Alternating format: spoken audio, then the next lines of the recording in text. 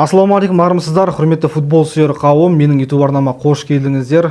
Білесіздер, футболдан Қазақстан Премьер-лигасының 4-ші тур аясындағы ойындар аяқталды. Көптеген даулы матчтар болды. Әсіресе Ордабасы Атырау арасындағы ойында және Алтайдың матчтарында да сондай бір Вахид Масудовтың баспасөз мәслихатында айтқан сөздері бар. Енді осы ойындарды, 4-ші турдағы негізгі ойындарды талқылауға бүгін біз студияға келдік. Және менің қасымда Әлібек Кенжалы. Әлібек, қош келдің. Кеш жарық, қайнат. Біраздан бері негізі біраз болды жалпы, екеуміз бір подкастта отырмағанымызға. Әлібек, Ордабасы Атырау матчын көрдің деп ойлаймын. Әрине. Осы ойын жайында өзің бір бастап айтып өтсең, жаңағы эпизодтарға енді бөлек тоқталып жазармыз. Жалпы Атыраудың осындай қарқын көрсететінін сен күттің бе осы матчта? Негіз күткен жоқпын.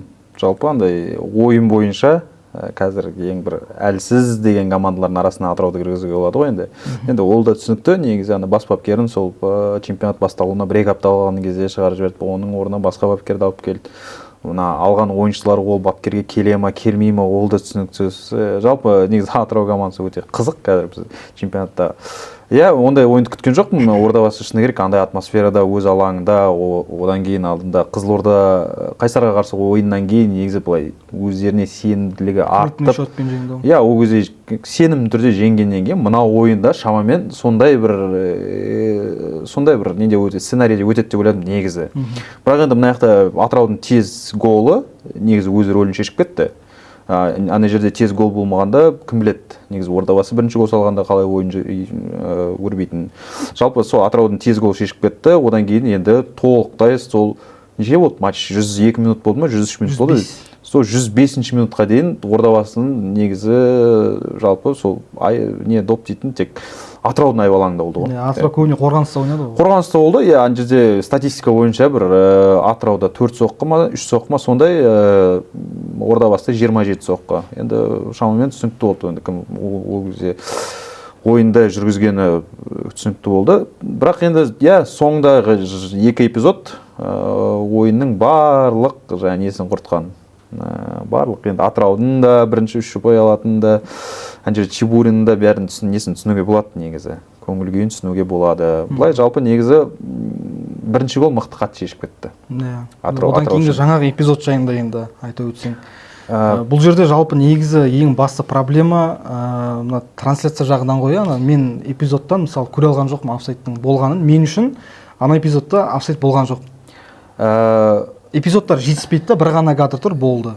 Қосымша кадрлар болса, нақты айтуға болатын. Қазір енді камералардың саны шектеулі дегенде, енді 8 камера деді ме, 7 камера деді қазір премьер-лига матчтарына айсы, 8 камера енді офсайдтық линияда көп камералар жетіспейді. Ана жерде енді соңғы берген қайталауда бірінсе қылып андай сызықта сызып берді бізге. Бірақ ол сызықтан енді ол сызыққа қаншалықты сенуге, сенбеуге болатын білмеймін. Бірақ ана жерде офсайд болса да, енді сенің шабуылшың 1 метр жерден, енді одан да аз метр жерден қақпаға соққы бағыттағаннан кейін, ана жерде білмеймін енді бір қорғаушы түгіл 10 қорғаушыда ешқандай әсер етпейтін еді, ол кіретін доп негізі. Енді төрешінің басты себебі неге алып тастаған ол болды. Ана жерде Хвалько арғы неде тұрған, арғы штангада тұрған ойыншы сол Мағжан Тоқтыбайға негізі кедергі келтіріп деп тұрды. Жаңа Хвалько ол офсайдта тұрды деді. Ана жерде Мағжан Тоқтыбай қаншалықты эпизодқа өзінің әсерін тигізетін еді. Ол да бір сұрақ негізі. Күмәнді, бірақ негізі андай эпизод төрешін ақтап алуға болатын эпизод негізі. Ал екінші эпизод бойынша енді пенальти контакт болды. Ол контактты Қалмұратов емес, негізі Жаслан Әмір өзі тапты контактыны. Ол да негізі пенальти үшін жеткілікті, бірақ бұл жерде де төрешінің жаңа трактовкалар дейді ғой. Ол төрешіге байланысты. Бір төреші былай қою мүмкін, бір төреші былай. Бәрінің енді бір дауласатына төреші неге андай бір жақты қателесті. Бұл жерде енді екі жақты қателессе, бұндай әңгімелер ешқандай әңгіме болмайтын еді. Енді бір жақты қателескеннен кейін, содан кейін енді тікелей нәтижеге әсер еткеннен кейін енді осындай дауға толы матч болды. Білмеймін, мен үшін бұл төрешінің біліксіздігі ма, әлде біреудің әсері ма, бұл жер білмеймін, бірақ ондай әсер болуы мүмкін бе? Мысалы Ордабасының енді Ордабасының тарапынан болуы мүмкін ғой, болған енді бұл жерде шыны керек енді айту керек, енді бір бай клуб пен кедей клуб ойнап жатыр. Бірақ енді Ордабасының басшылығы бұл кеше ғана келді ғой. Иә. Шахмарат Үмітәлі, олар Қазақстан футбол федерациясының ішіндегі Қазақстан футболындағы кухняны әзір білмейді, енді кіріп жатыр деген сияқты. Жоқ, енді сол Мүтәліптің қасында, айналасында жүрген адамдар енді шамамен біздің футболды жалпы бұрыннан бері көрген, меңгеріп жүрген адамдарды алды ғой енді қасына. Негізі сол адамдар да негізі өзінің ықпалын еткізуі мүмкін. Бірақ оған сенімді емеспін. Бұл жерде айтып тұрмын ғой, мына жерде төрешінің біліксіздігі болуы мүмкін. Бұны ертең Нуну Каштро өзінің жаңа блогында да ақтап алу шығуы мүмкін бұл төрешіні негізі. Себебі бұл голды, мысалы бірінші эпизодта голды есепке алмауға негіз болды ма? Негіз болды. Пенальти қоюға негіз болды ма? Негіз болды. Бірақ ол негіз қаншалықты жеткілікті. Сол ғой мен айтайын деп тұр. Сосын енді бір жақты қателескеннен кейін осындай әңгіме болып тұр. Егер голды Ордабасыға санамай пенальтиді неге берсе, пенальти берсе, онда түсінуге болатын еді, екі жақты қателессе де. Бұл жерде ешқандай дау болмайды. Бұл жерде енді бір жақты қателескеннен кейін осындай әңгіме болып тұр. Негізі әсер етуі мүмкін. Мен оны жоққа шығармаймын. Тем более біздің қазақ футболында бәрі де мүмкін. Осы матчтағы төреші Ысқақовты жаңағы шеттетуі мүмкін деген сияқты әңгімелер болып жатыр ғой қазір. Өткен маусымда Кучинді, қателеспесем, қайттан қайтып келді ғой төреші. Чеховский. Енді төреші Ысқақовты егер шеттететін болса, оған шара қолданатын болса, онда варда отырған төрешілерге де шара қолдануы керек қой. Татьяна Саракапудова отырды. Варда бәріне шара қолдану. Жалпы бригадамен келеді ғой олар. Бізде қазір тек қана Ысқақовты ғана айтып жатыр да, бірақ вардағы төрешілер андай кадрдың сыртында қалып кетіп жатыр да, жанкүйерлердің арасында әсіресе. Енді жанкүйерлердің арасында, бірақ қандай футбол эксперттерінің арасында енді мен андай варды енді 10 минут қарағаннан кейін мен бірден неге сайтқа барып қарадым, кім екен деп. Татьяна Саракапудова екен, бұған дейін қыздар лигасының төрешілік етіп жүрген кісі. Мүмкін ол кісінің де бір біліктілігі жетпей қалған болып қалар мүмкін. Ол да мүмкін. Енді көбісі айтады, мына жерде енді Ордабасы андай шоу істегеннен кейін, андай енді матч-дей жасағаннан кейін, 20 мың халқын жинағаннан кейін жеңілмеу керек еді деді. Ол да мүмкін, ол да мүмкін. Барлығы мүмкін, біздің футболда барлығы мүмкін. Қандай мына жерде соңында не болып шықса да, мен ешқайсысына да негізі таң қалмайтын матч болып шықты. Қазақ футболында таң қалатын дүние қалған жоқ. Дүние вообще қалған жоқ, Сол себептен былай ғой, біздің төрешілер қателесіп жатыр және қателеседі. Оны біз ешқандай әзірше дейікші, әзірше өзгертуге тырысып жатырмыз, бірақ әзірше ештеңе шығып жатқан жоқ. Енді осы ретте жаңағы Нуну Каштроның жұмысы жайында не айтасың?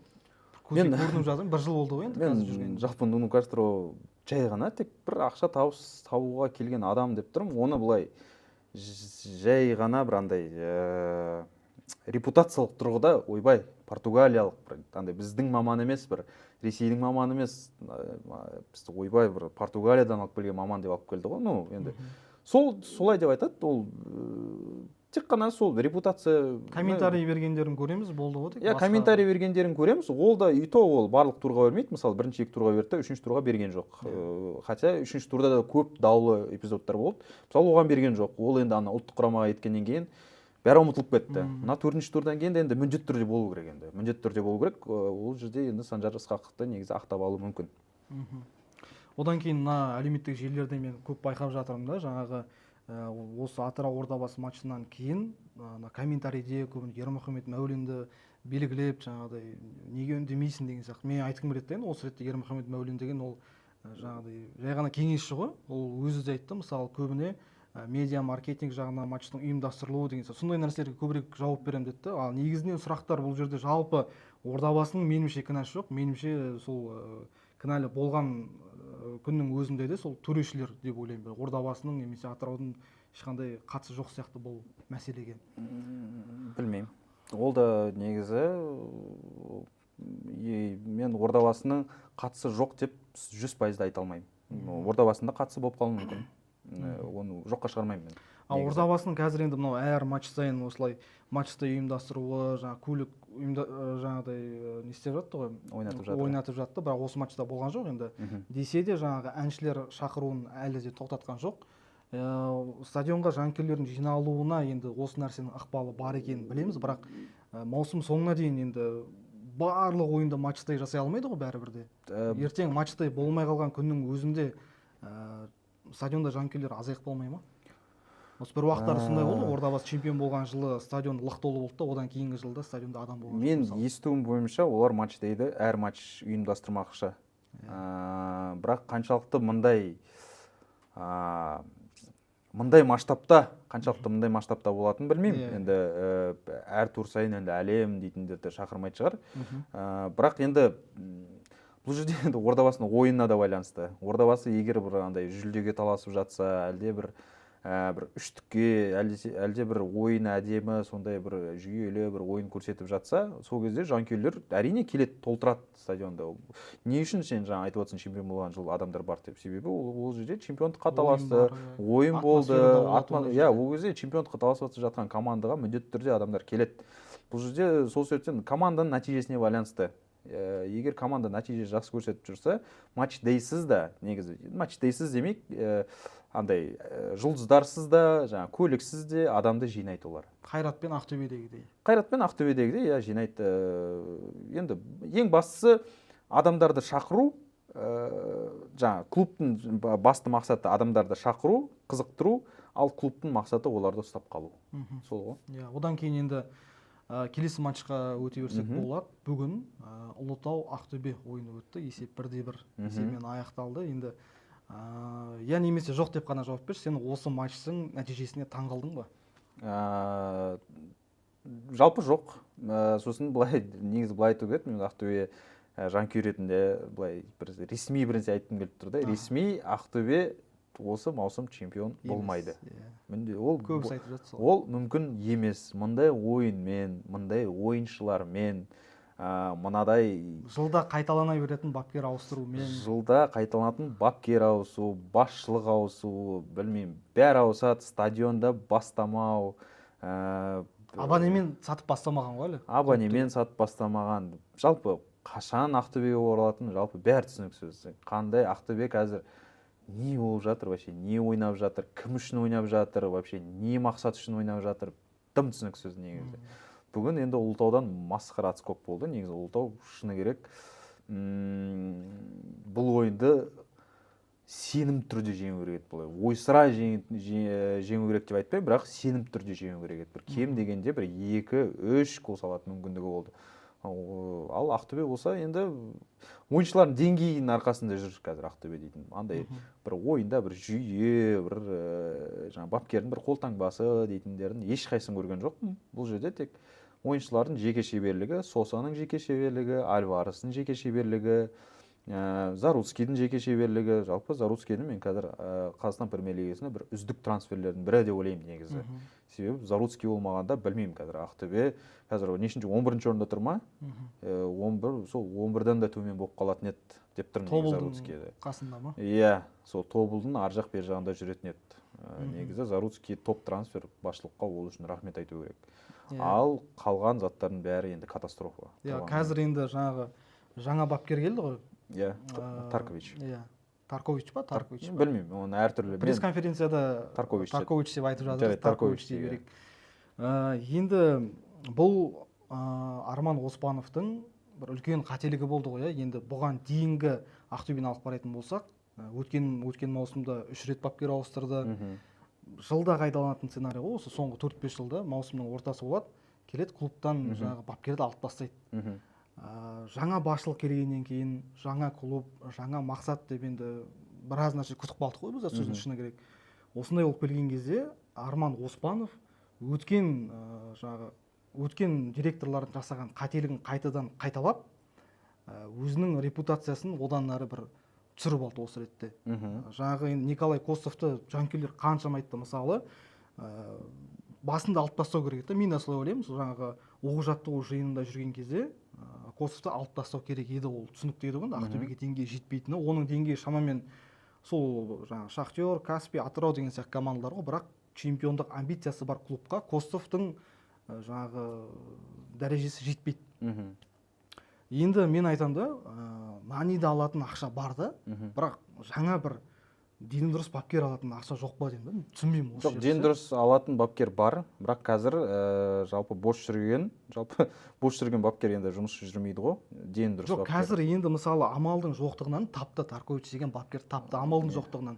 Егер сондай бір яғни шұғылданса, айналысса табылады деген сөз ғой бапкер. Табылады дегенде сол енді бір баяғы жаңағы кімнің есімдері, Стойловтың есімі болды, одан кейін жаңағы Чебуриннің бір есімі болды, Вайстың есімі болды, Магомед Адиев. сол бір, осы неден шықпай қалды да, басқа мысалы осылай іздесе Тарковичтар шығып жатыр ғой, мысалы сол кезде алып келу керек еді да басында. Жоқ, мен негізі Тарковичті да андай аса қатты бір мықты бапкер деп ойламаймын. Ол жаңағы Қырғызстан ұлттық құрамасында болған екен, соңғы жұмыс істеген жері. Онан кейін Қырғызстан тарихында болмаған нәтижені көрсетті. Енді ол ұлттық құрама, ол клубтық футбол ол мүлде басқа.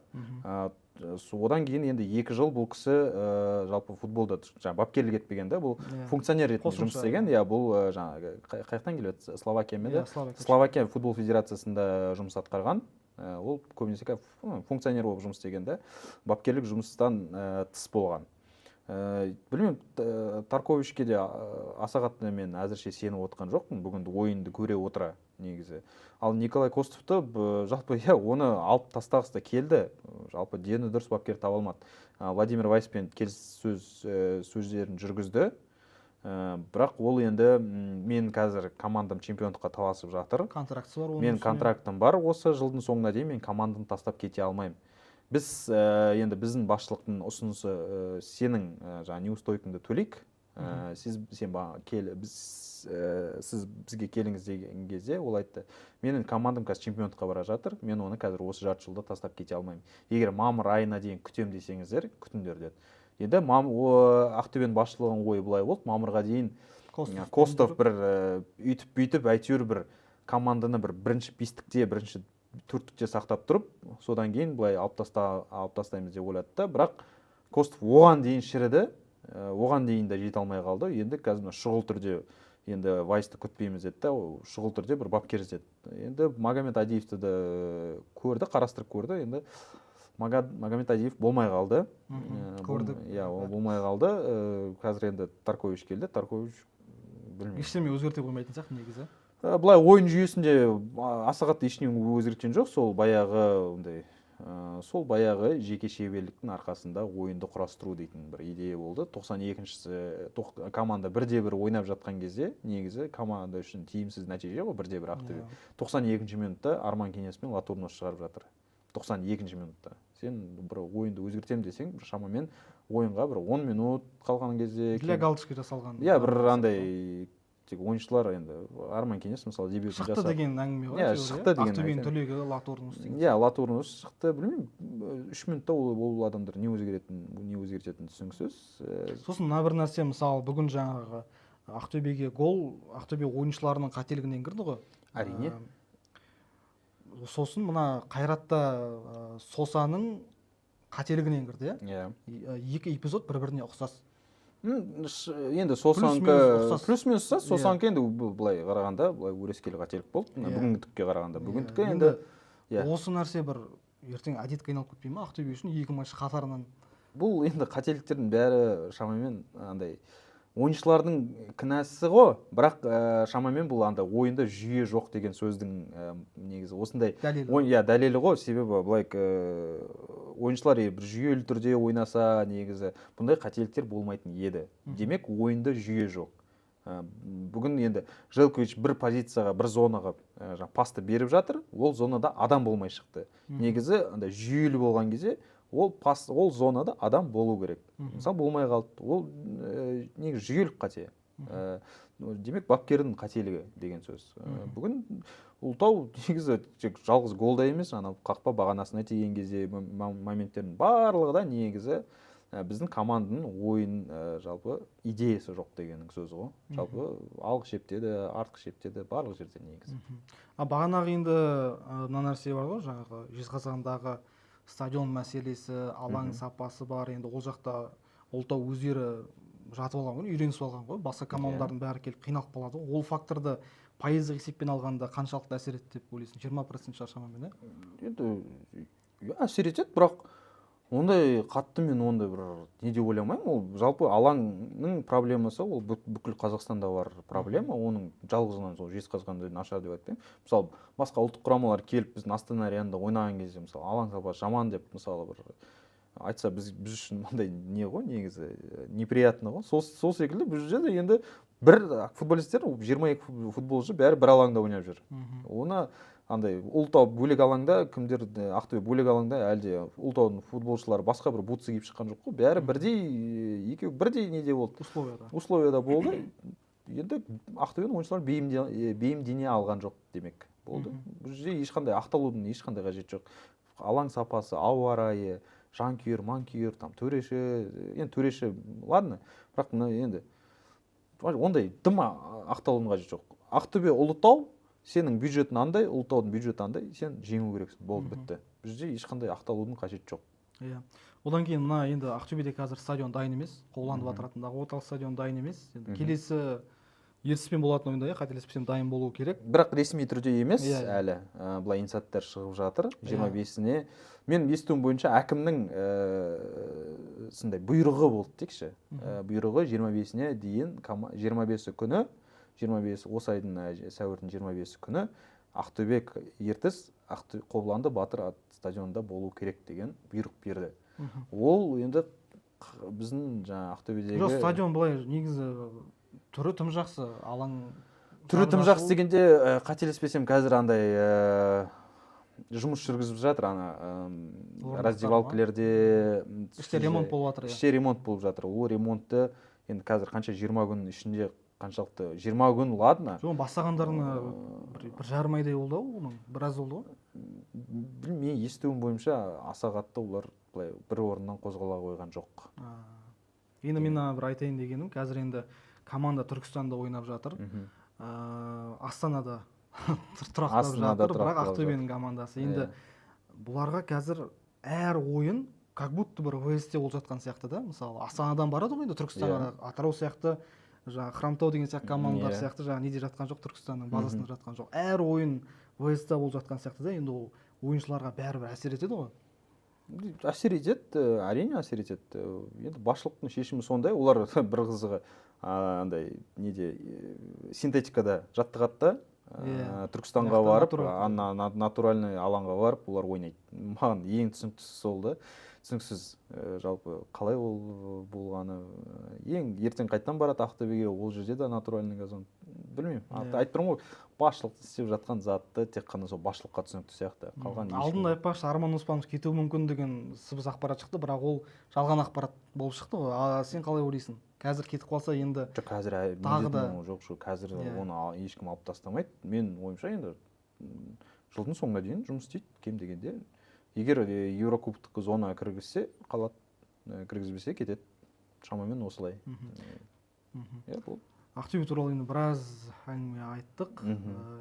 Келесі ойын ел классикасы Қайрат Астана арасындағы. Сен өзің ойында болдың. Ойда болдым. Көріп айттың қалай болғанын. Енді Астананың құрамы негізі 4-0 болып жеңілетіндей құрам емес сияқты ғой. Не болды бұл?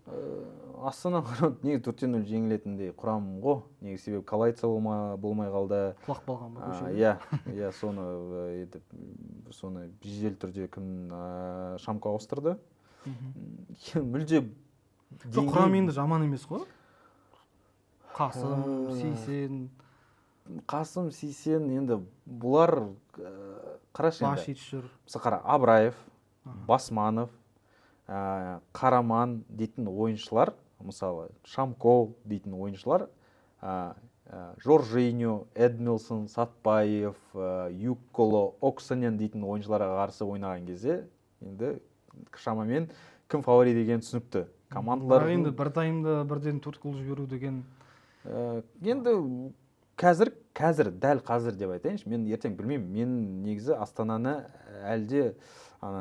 менде негізі Астанаға сенім көбірек Ақтөбеге қарағанда. Мен қазір Астана негізі Ақтөбеден биігірек чемпионатты бітіреді-ау деген ойым бар. Себебі Астанада біріншіден дені дұрыс бапкері бар. Одан кейін оларда олар өз алаңында ойнап жатыр. Одан кейін менің ойымша олар енді жазғы трансферлік терезе болады ғой. Сол кезде қаражат тауып негізі бір жақсы селекция жүргізіп ойыншыларды алып негізі дұрысталып кетуі мүмкін деп ойлап тұрмын мен негізі. Кеше бір өзбекстандық ойыншыны алды. Өзбекстандық жас талантты алды, жалпы жұмыс жүргізіп бастады олар. Сол себептен негізі Астана сенім өшкен жоқ. Әлі мүмкін даже чемпиондыққа да таласып қалар. Бірақ егер Қайрат былай жалғастыра берсе, енді Қайрат бір білмеймін енді. Қайратқа қарсылас жоқ қазір негізі. Иә, Қайрат деген қыркүйек айында уже чемпионствоны алып кетеді дейтін ой бар. Егер осындай қарқында жалғастыра берсе, негізі қыркүйек айында білмеймін, негізі шамамен чемпиондықты алып кете беруі мүмкін. Бір чемпионат соңына бір 4-5 тур қалған кезде негізі ұтып кететін сияқты. Егер мына қарқыннан осы қарқынмен жалғастыра берсе. Астанада қазір сосын бір жағандай бұрынғы Ақтөбенің күйін кешіп жатқан сияқты, қаншама мәрте чемпион болды да, бірден осындай жаңағы деңгейге түсіп қалып, сосын Ақтөбеде осы жаңағы 7-1, 5-0 деген сияқты есепке ұтылатын еді. Ойнайма Алматыға келген. Ақтөбенің жағдайына ұқсап кетіп жатыр. Енді қанша дегенмен жаның ашиды, сондай тарих аз болса да біраз нәрсені жасап үлгерді ғой. Тарих емес, жаңағы құрылған уақыты деймін да. Аз болса да біраз нәрсені жасап үлгерді ғой. Чемпиондар лигасы, конференция, Еуропа лигасы деген сияқты. Жоқ, Қазақстан үшін тарихқа кірген команда ғой Астана дейтін, бірінші чемпиондар лигасына жалпы бізге есігін ашып берген команда. Жалпы Астанаға Атлетико Мадрид, Галатасарай, Бенфика дейтін командаларды алып келген команда. Сол себептен Астана аренаның соғылуына себепкер болған команда. Керісінше жақта Астана арена, Астананың құрылуына себепкер болған сияқты. Мүмкін. Иә. Енді жаңа ойын жайында бір айта өт. Ойын жайында енді мүлде деңгейі екі бөлек деңгейі бөлек команда. Бұл жерде енді бір Қайрат бір қадам алда, әр ойыншысы бір қадам алда, бір ойлау несін бәрі бір шаг алда. Әр позицияда жеңіп жатыр. Астананың тек мүмкіндіктері сол Тамасовтың жеке шеберлігі, Исламхан бір пас шығарып берсе, сосын стандарттан бір нәрсе болса деген сияқты сондай да болды да. Ал Қайрат дейтін жүйелі түрде шабуыл, Сатпаев, Жоржиньо, Эдмилсон, Оксанен, Юккола бәрі дейтін ана жерде енді масқара, ойын басқара. Қайраттың Оразбақтин міне енді өткенде осыдан шамамен бір жарты жыл бұрын екеуміз подкаст отырған кезде сен Оразбақтинді бір мойындамайтындай бір пікір айттың ғой, әлі жас, оның тәжірибесі жоқ, оның арқасында емес деген. Қазір ойың өзгерді ме енді сен? Иә, енді бір толықтай бір сезон өткізіп өтіп чемпиондар лигасына жолдама алды, оған қоса чемпиондықты ұтты. Енді қазір полноценный екінші маусымы ғой мынау. Бірінші маусымды вообще санамау керек деп ойлаймын мен, негізі Кержаков болған маусымды. Ал толықтай бір маусым өткізді, өзінің біліктілігін көрсетті, орын сақтап қалды. Қазір дейтін сол жинаған өзінің жаңағы несін, тәжірибесін енді дәлелдеп жатыр. Негізі былтыр көрсеткен несін көрсетіп жатыр. Енді кредит доверие масқара. Қазір Оразбақтинді Қайраттан қуу үшін не істеу керек екенін білмеймін негізі. Кредит доверие дейді. Негізі Оразбақтин дейтін өзінің бір сыр Алекс Фергюсона болып қалуы мүмкін Қайрат үшін негізі. Кімнің Қайрат Боранбаевтың арманы сол болды ғой. Ұзақ деген жылдарға бір бапкер табу дейтін. Тапқан секілді. Дастан Сәтбаев жайында. Өткенде енді FIFA Series турниріне қазақстан құрамасы ойнады. Ол жақта Дастан Сәтбаев болған жоқ. Жаңағы мен білетін ақпараттар бойынша Талғат мырза еді айтқан, дәрігерлердің рұқсат берген жоқ деп айтты. Дәрігерлердің нұсқаулары бойынша ойнамау керек деп айтты. Ал бүгін Қайратта жүрсіз, бұған не айтасың? Бұған не деуге болады? Енді демек ол кезде бұл жерде енді былай ғой, Қайрат Сәветайұлының ықпалын айту керек. Бұл жерде егер Қайраттың соны меңзеп отырмын. Иә, бұл жерде егер басқа біреу, мысалы Арман Оспанов болса, оны ешкім тыңдамай, мысалы ертең Арман Оспанов айтады, маған мысалы білмей кім бар Ақтөбеден, Шушыначев айтады. Жоқ, Шушыначев қазір маған ертең өзім чемпионатта керек, мен оны ұлттық құрамаға жібермеймін десе, оны ешкім тыңдамайды. Оны Шушыначев та тыңдамайды да барады ұлттық құрамаға ойнайды. Бұл жерде енді Қайрат Боранбаевтың өзінің сондай авторитеті ретінде сөйтіп шешіп кетті. Демек Қайрат Боранбаевтың федерация деген ықпалы көп екенін көріп тұрық. Ол сондай енді қазіргі моментте солай болып тұр енді. Ол қаншалықты әділетті деген сұрақ туындайды ғой. Жалпы өмір әділетсіз, Айнат. Біздің Қазақстанда тем более әділетсіз. Оның үстіне футболда. Оның үстіне футболда. Сол себептен біздің қазақ футболында әділеттікті іздеу ол өзі бір ақымақтық деп ойлаймын негізі. Қазір саған мынандай бір қызықты сұрақ қойсам қалай? Дастан Сатпаев немесе Абраев? Дәл қазір ма Дастан Сатпаев? Иә, Дастан Сатпаев. Абраев, талантты, бірақ мындай қысқа отрезокта ойыншыны қазір салыстыратын емес, ол толықтай бір маусым өткізу керек, хотя бір жартылай маусым өткізу керек. Сосын енді ол өзінің біліктілігін тек қана енді бірінші матчта көрсетті. Одан кейін жаңағы Қайсармен қарсы, одан кейін жаңағы Тобылмен қарсы ондай қатты бір перформанс көрсетті деп айта алмаймын. Жаман емес, өзінің жасы үшін жақсы. Бірақ қандай қатты, мысалы Дастан Сатпаев сияқты перформанс көрсетіп жатқан жоқ әлі де. Болашағына сенесің ғой? Бірақ потенциалы оны Григорий Константинұлы Бабаянұлы да айтты. Оның негізі потенциалы Еуропалық топ 5 лигада ойнайтындай потенциал бар деді. Сол себептен бұл балаға сенім негізі көп. Ал дәл қазір салыстыратын болсақ, Дастан Сатпаев әрине. Дастан Сатпаев жалпы қазір Қазақстандағы үздік футболшы. Одан кейін Елімай Тобыл арасындағы ойынға да тоқтала өтейік. Қазір енді Тобылдың жағдайы өте түсініксіз. Турнир кестесіндегі соңғы орында тұр. Маусымды өте жақсы бастады, мысалы Қайратты жеңіп суперкубокта. Одан кейін бірден Ақтөбеден ірі есеппен жеңілді. Одан кейін Жетісумен тең ойнақ қалды. Астанадан жеңілді деген сияқты. Қазір енді Жұмасқалиев аут па қалай? Жұмасқалиев аут емес, мен жаңа кімді Рафаэль Оразбақтың айттым, кредит доверие өте үлкен деп. Бұл жерде де негізі кредит доверие үлкен болу керек. Себебі бұл бапкер енді 2 трофей алып берді. Қазақстан кубогын алып берді, одан кейін суперкубогын алып берді. Бұл 2 трофей алғаннан кейін енді 2 трофейді алып тұрған бапкер 4 турдан кейін шығарып жіберу енді керек емес деп ойлаймын. Тым асық шешім болды. Тым асық шешім, тым асық шешім. Бұл енді бізде жалпы қазақ бапкерлерінде енді аса қатты көп білікті бапкер жоқ қой енді. Енді солардың бірі енді Нұрбол Жәрдемұлы. Оған қоса Нұрбол Жәрдемұлы сол жердің тумасы болғаннан кейін де енді жаны ашитын адам. Бірақ оған қоса қазір енді Жұмасқалиевті алып тастасаң, дені дұрыс бапкерді іздеу да қиын негізі. Үлкен проблема. Қазір енді көмекшісі сол бұрынғы Станислав Саламұлы Серчевскийдің көмекшілері келді, Ромащенко дейтін. Одан кейін қақпашылардың бапкері келді. Оларда бір көмегін тигізіп, сосын енді Тобылдың бұл жерде күнтізбесін айта кету керек қой. Тобылдың күнтізбесі біріншісі Ақтөбе, екіншісі кім бұл еді? Одан кейін Жетісу, Астана. Жетісу, енді Қайрат. Енді бірінші 4 турда 3 фаворитпен ойнап тұр мысалы. 3 топ командамен. Уже күнтізбеде негізі өз рөлін ойнап тұр. Сол себептен Қайрат деп бұл Елімай. Елімай бұл енді бастапқы турларда өте қиын күнтізбе. Ақтөбе де осы күнтізбенің кесірінен шіріп жатыр. Тобыл да енді осы күнтізбенің кесірінен осындай болып жатыр. Енді осындай, сол себептен бір хотя бы бір 10 тур өтсінші, 10 емес, бір 8 тур өтсін, содан кейін айтуға болады қаншалықты жұмысын жалғастыра берсін, жалғастыра бермей ақ қойсын деген сияқты. Әзірше ерте туртақ тур дейтін ештеңе емес негізі. Елімай туралы не айтасың? Енді Елімай маусым басын Алтаймен тең ойнап, Оқжетпеспен тең ойнап, солай. Негізі Елімай жылда осылай бастайды ғой, маусымнан басын. Өздерінің ауруы сондай. Ол енді Елімайдың емес, Карповичтің ауруы шығар сондай. Мүмкін, Карповичтің да ауруы болып қалуы мүмкін. Енді Елімайда да сол шамамен Ақтөбе сияқты бір проблемасы бар да, өз алаңында бастай алмайды деген. Олар да енді бір-екі турдан кейін өз алаңына оралатын шығар Семейге. Ал қазір енді сол бір ойын сол Астана Аренада ұпай жоғалтып алды, сол Алтайға қарсы. Бірақ ол жерде де негізі жеңу керек еді, 95-ші минутта ма, 94-ші минутта Сверидов пенальти салған кезде. Ол кезде салған кезде қазір енді бірінші, екінші орында Қайрат әке бөліп тұратын еді.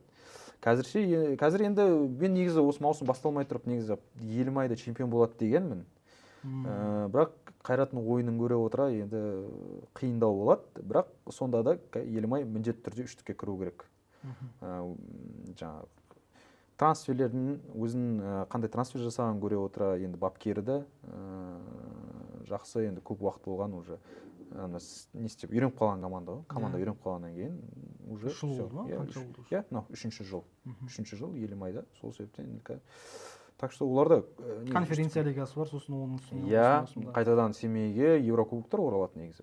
Ол да бір үлкен той Семей үшін үлкен той негізі, иә. Сол себептен Елімайдан көп күтемін осы маусымда. Енді олар қазір әр маусым сайын бір прогресске бірінші лигадан бірден премьер-лигаға шықты, премьер-лигада сосын бірінші алтылыққа кірді, алтылықтан кейін енді қазір Еврокубокқа кірді, енді Еврокубоктан кейін енді үштікке кіру керек деген сияқты. Сол себептен әр маусым сайын прогресс болып жатыр. Енді ары қарай прогресс болады шығар деп тұрмын. Енді подкастымыздың соңында жаңағы қазір айтуға ерте шығар десек те сенің пікірің қалай осы чемпионға таласатын командалар жайында? Енді қазір мысалы сен бірден Ақтөбені сызып тастап отырсың бұл тізімде. Басқа енді Ордабасы қала ма бұл тізімде? Ақтөбе мен Тобыл сызып тастадым мен. Чемпиондыққа таласпайды. Ақтөбе мен Тобыл таласпайды. Ордабасы қиын. Негізі менде бапкерге деген көптеген сұрақ бар. Былай ойыншыларға аса қатты жоқ та. Бапкерлік штабқа негізі Андрей Мартин қаншалықты білікті бапкер екен. Өткен маусымда да бір түсініксіз болды ғой? Түсініксіз болды, иә. Түсініксіз болды. Сол себептен енді Ордабасыда негізі сол Ақтөбе, Тобыл, Ордабасы дейтін шамамен сол 4 пен 6 негізі арасында болатын командалар. Ал бірінші үштік мен ойымша сол Қайрат, Елімай, Астана. Солай болады деп ойлаймын негізі. Шамамен осылай болады. Енді қазір десе де енді айтуға ерте, бірақ шамамен қазіргі клубтардың қарқындарын көріп осылай түйіндеуге болады. Трансляция сапасы жайында қазір бір айта өтейік. Бізде өткен жылғы подкасттарда да үнемі айтатын едік осы трансляция жайында.